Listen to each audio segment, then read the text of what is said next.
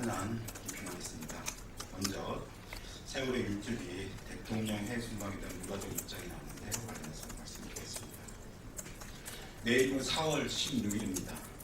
국민들에게는 잊기 힘든 날이 돌아왔습니다. 세월호 참사 일주기는 국민들이 차분한 마음으로 희생자들을 추모하고 가족들을 위로하며 한국 사회가 안전사회로 나아가는 것을 다짐하는 날이 되어야 합니다. 그런데 박근혜 대통령은 추모제를 버리고 도망가듯 해외 순방을 밀어붙이고 이완구 총리는 부패 스캔들에 얽혀 아무런 대책이 없으며 경제부총리는 해외로 나가고 사회부총리는 안산 분향소를 찾아 기념사진이나 찍는 한심한 작태를 보이고 있습니다. 장관들은 대통령도 없는 추모제에 참석할 이유를 찾지도 못하고 있는 것 같습니다. 여기에 세월호 일주기 추모제 전에 이루어져야 하는 시행령 폐기에 대해서는 묵묵부답으로 일관하고 선체 인양에 대해서는 확고한 결정을 내놓고 있지 못해서 합니다. 도대체 추모제를 하라는 것인지 말라는 것인지 묻지 않을 수 없습니다.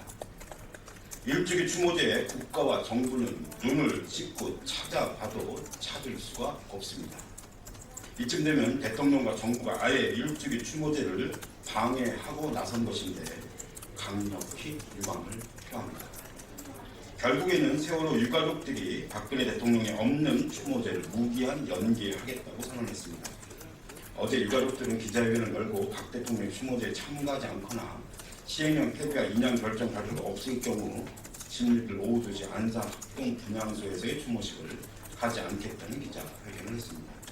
정부의 조치가 없다면 추모를 하고 싶어도 추모할 수 없게 된다는 점을 강조했습니다. 국회입법조사처는 시행령에 대해 모법의 유인범을 벗어났다고 밝혔습니다. 시행령은 대통령이 최종 결재권자입니다. 대통령이 판단하면 됩니다. 더 이상 시간 끌 일도 없습니다.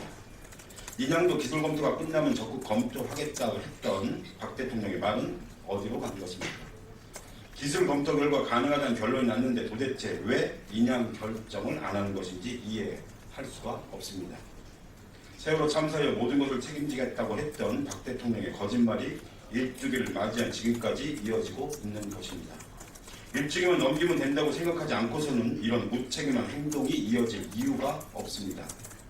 대통령과 정부의 파렴치하고 무책임한 태도는 일주기에 참모를 끼얹고 추모제를 파투 내고 있는 것입니다. 차분히 맞이해야 할 추모제가 분노제로 바뀌고 있는 사실을 아직도 알지 못하는 것입니까? 다른 말이 필요 없습니다. 박 대통령이 결단하십시오. 해외 순방 연기하고 추모제에 참석하십시오. 일주기 전날인 오늘 시행령 폐기와 인양에 대한 최종 결론을 내리십시오. 그래야 유가족과 국민들이 온전한 마음으로 일주기 추모 행사를 할 수 있다는 점을 명심하길 바랍니다. 그렇지 않다면 세월호 침몰로 박근혜 정부의 침몰이 시작됐듯 세월호 일주기가 박근혜 정권의 몰락의 시작이 될 것임을 강력히 경고합니다.